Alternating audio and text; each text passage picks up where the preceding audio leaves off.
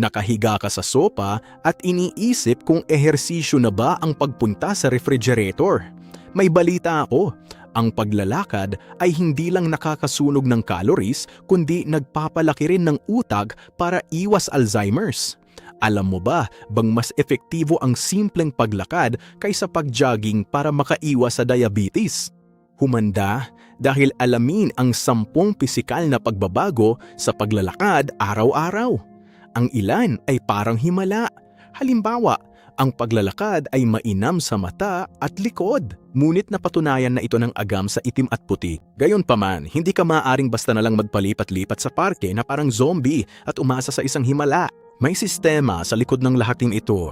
Kaya samahan ninyo ako hanggang sa huli dahil ipapakita ko ang tinatawag na FIT formula. Itong eksaktong siyentipikong plano mo batay sa dalas, intensidad at oras at ginagarantiyan nito sa iyo ang eksaktong mga resultang ito nang hindi nasasayang ang kahit isang segundo ng iyong buhay. Dumako tayo diretso sa ikasampung benepisyo sa itaas, ang pag-reboot ng iyong utak. Natuklasan ng University of Kansas ang isang nakakatakot na katotohanan sa isang pag-aaral. Ang sobrang pag-upo ay nagpapabilis sa pagsisimula ng demensya at Alzheimer's. Mahigit 35 milyong tao ang kasalukuyang dumaranas nito at inaasahang dodoble ang bilang na iyon sa loob ng 20 taon. Ngunit narito ang mekanismo na mas gustong manahimik ng industriya ng fitness. Tungkol ito sa laki ng iyong hippocampus, ang command center para sa memorya at pagkatuto. Kapag naglalakad ka, hindi mo lang nauubos ang iyong almusal, natitrigger mo rin ang paglabas ng mga neurotropic factors. Literal mong binobomba ang dugo papunta sa utak at pinasisigla ang paglaki ng mga bagong ugat at selula ng dugo. Ang mga taong naglalakad ay binabaliktad lang ang oras sa pagliit mong utak. Pisikal mong binubuo ang iyong sarili ng isang mas malaki at mas matatag na utak. Ang ikasayam na benepisyo ay ang pagbawas ng presyo sa mata. Sa unang tingin, tila imposible iyon. Ngunit ang mekanismo sa likod nito ay hindi may kakaila. Nakakabuti sa paningin ang paglalakad. Paano pinagagaling ng paggalaw ng binti ang iyong mga mata? Lahat ito ay dahil sa presyon. Ang glaucoma, na kilala rin bilang berdeng katarata, ay ang tahimik na magnanakaw ng paningin na dulot ng mapanganib na akumulasyon ng likido sa mata. Guni-gunihin ang isang dam na malapit ng sumabog na nagbabantang madurog ang iyong optic nerve. Kinumpirma ng Glaucoma Research Foundation ang nakapagliligtas buhay na koneksyon na ito. Ang paglalakad ay nagsisilbing pangalawang uri ng bomba para sa iyong katawan. Kinokontrol nito ang daloy ng dugo at sistematikong binabawasan ang presyon sa loob ng mata. Bagamat ang napakatindi at matinding pagsasanay na matinding epekto ay maaaring magpataas ng presyon na iyon sa mga mapanganib na antas, ang paglalakad ay nagpapatatag dito. Literal na lumalayo ka na sa pagkapubulag. Dinadala tayo niyan sa ikawalong benepisyo, ang Cardio-Protective Shield. Nakondisyon na tayong lahat na maniwala na ang ating puso ay nagkakaroon lamang ng tunay na ehersisyo kapag tumatakbo tayo hanggang sa tayo ay mawalan ng hininga. Iba ang pananaw ng American Heart Association sa mga bagay-bagay. Pagdating sa pag-iwas sa coronary heart disease at stroke, ang paglalakad ay kasing epektibo ng pagtakbo. Uulitin ko, eksaktong kasing epektibo. Ang sekreto ay nasa modulasyon ng presyon ng dugo. Ang kalahating oras na paglalakad araw-araw ay gumaganap bilang isang natural na beta blocker. Pinalalawak nito ang mga ugat, pinapababa ang masamang kolesterol at pinapaikot ang dugong mayaman sa oxygen sa buong sistema mo. Talagang nililinis mo ang iyong mga ugat mula sa loob nang walang napakalaking pagtaas ng cortisol na natrigger ng matinding pagsasanay sa pagtitiis. Sa ikapitong lugar, tinitingnan natin ang mga baga dahil ang paglalakad ay makabuluhang nagpapalawak na kapasidad ng iyong baga. Ang baga ay parang filter. Pero pag nakaupo maghapon, na-stagnant ang hangin sa loob. Paglalakad ang katalista sa paghinga. Pinapagana nito ang diaphragm at pinapabilis ang daloy ng oxygen sa dugo. Ngunit ang tunay na nakatagong benepisyo ay ang pag-aalis ng mga lason. Sa pamamagitan ng malalim at maindayog na paghinga habang naglalakad, literal mong itinutulak palabas sa mga lumang gas na naipon sa kabituran ng iyong baga. Nililinis mo ang buong respiratory system mo ng sabay-sabay at bilang side effect, lubos nitong pinapalakas ang immune system mo. Ang stress sa baga ay nagpapahina sa iyo, pero ang paglalakad ay nagsisilbing proteksyon. Kaya kung ayaw mong laging magkasakit, iwasan ang kulob na hangin sa loob at lumabas para magpahangin. Sa ika-6 na benepisyo, nakakagulat ang agam dahil narating natin ang pag-reset ng iyong pancreas. Nagsagawa ang Duke University ng 6 na buwang pag-aaral at pinagtambal ang mga mananakbo at mga naglalakad. Ay resulta, nanalo ang mga naglalakad at sa pamamagitan ng malaking landslide.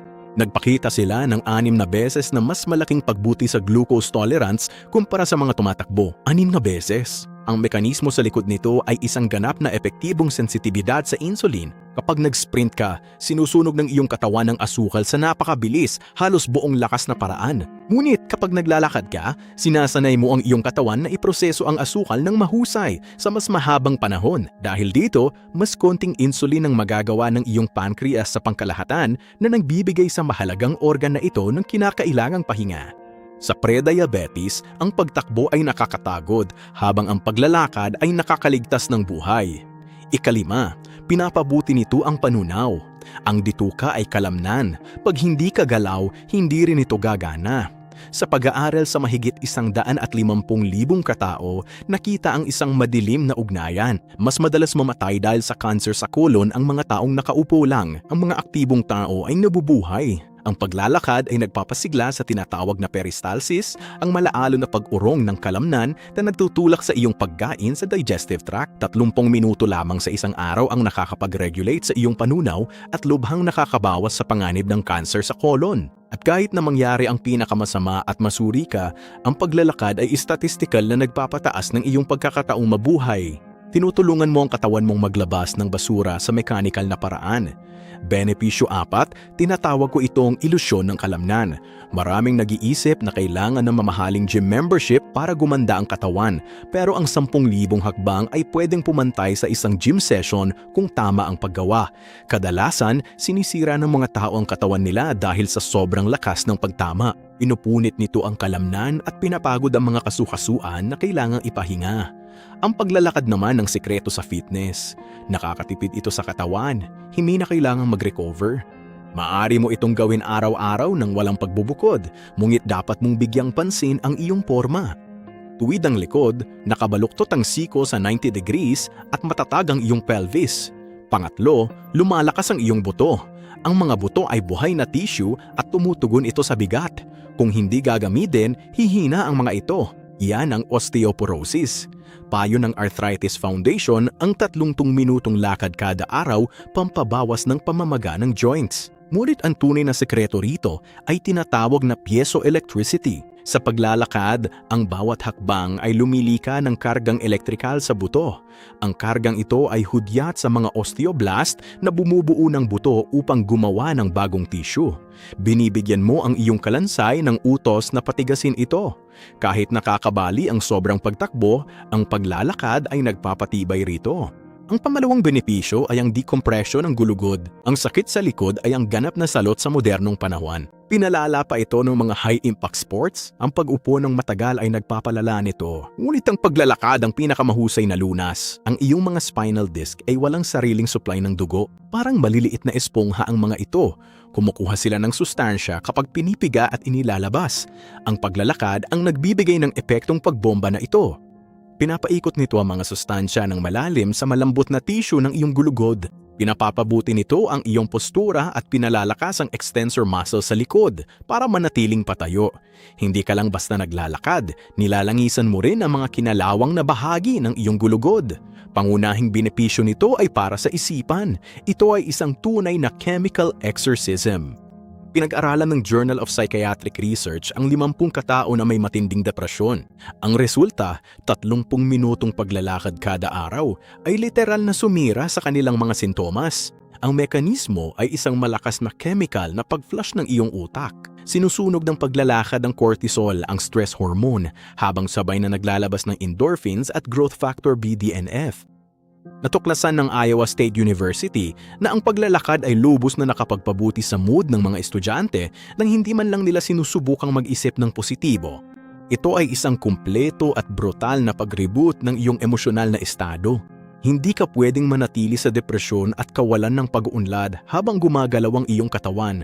Ang dalawang ito ay biolohikal na magkasalungat. Pero bago ka lumabas, makinig ka muna sandali. Karamihan ay nabibigo dahil tinatamad silang maglakad o mali ang kanilang ginagawa. Huwag kang gumalagala habang nakatitig sa iyong telepono sa buong oras. Hindi yan paglalakad. Hindi koordinado ang pagkatisod man. At para sa lahat ng bagay, huwag magsuot ng sapatos na patag na walang suporta sa arko ng iyong paa dahil sa kalaunan ay masisira mo ang arko ng iyong paa. Huwag mo ring ituring na optional ang routine nito. Kung gagawin mo lang ito ng paminsan-minsan kada ilang linggo, wala kang makukuhang anumang benepisyo sa kalusugan. Ang tunay na kapangyarihan ay nasa patuloy na pag-uulit at doon mismo pumapasok ang ipinangakong formulang FIT. Nakarating ka na rito, kaya ngayon ibibigay ko sa iyo ang eksaktong plano. Simula ngayon, hindi ka na basta mamasyal lang. Nagpapatupad ka ng isang tiyak na protokolo. Ito ang formula ng FIT. Ito ay kumakatawan sa dalas, intensidad at oras. Ang unang salik ay ang dalas. Ito ay talagang hindi maaaring pag-usapan. Ang pangwakas na layunin ay araw-araw.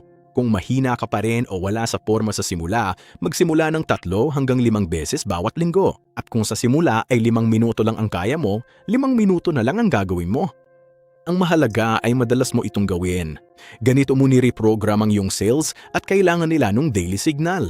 Ang pangalawang salik ay intensidad. Dito sa kasamaang palad nagiging tamad ang marami.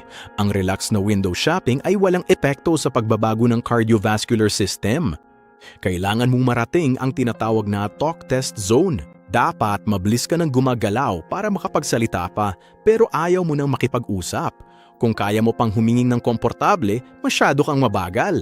Kung hinihingal ka na, masyado kang mabilis. Hanapin ang eksaktong lugar kung saan kapansin-pansing gumagana at aktibo ang iyong puso. Ang ikatlong salik ay ang oras. Ang mahiwagang numero ay 30 minuto ng sabay-sabay. Yan mismo ang hangganan kung saan ang lahat ng nabanggit na mga biyolohikal na pagbabago ay talagang nagsisimulang gumana ng maayos. Magtakda ng layunin na 6,000 hakbang kada araw bilang iyong matibay na baseline. O dadad mo humaling sa markang 10,000 hakbang. Magsimula sa kung ano ang maatotohanang kaya mong gawin at unti-unti itong paunlarin mula roon. At ngayon, isang huling mahalagang tip. Iminom ng isang basong tubig bago ka umalis. Agad na tumitigil ang paggana ng dehydrated na makina. Susunod, ilapat ang tuntunin ng paggalaw. Aktibong iswing ang iyong mga braso. Nakikibahagi yan sa pang-itaas na bahagi ng iyong katawan at nagpapataas ng calorie burn ng hanggang 10%. Panghuli, ang tuntunin sa nakagawian, gawin ito araw-araw sa eksaktong parehong oras. Ang umaga ang pinakaangkop na oras upang perpektong i-reset ang iyong circadian rhythm at ang iyong internal clock. Nasuri ka na ngayon ng modernong katamaran, natuklasan mo na ang lunas, at ngayon ay mayroon ka na rin ng eksaktong formula. Kinamumuhian ito ng mga kumpanya ng parmasutiko, kinamumuhian ito ng industriya ng gym dahil ito ay libre, lubos na epektibo at ganap na nasa ilalim ng iyong sariling kontrol. Maaari kang magdesisyon ngayon na hayaang lamunin ng kalawang ang iyong mga kasukusuan, hayaang lumiit ang iyong utak at matunaw ang iyong mga buto. O maaari kang tumayo ngayon din, isuot ang iyong sapatos at bawiin ang iyong biyolohiya ng paunti-unti. Huwag mong hintayin ang bukas dahil ang bukas ay isang kasinungalingan. Simulan na yon at huwag kalimutang mag-subscribe sa aking YouTube channel para sa iba pang mga nilalaman na tulad nito.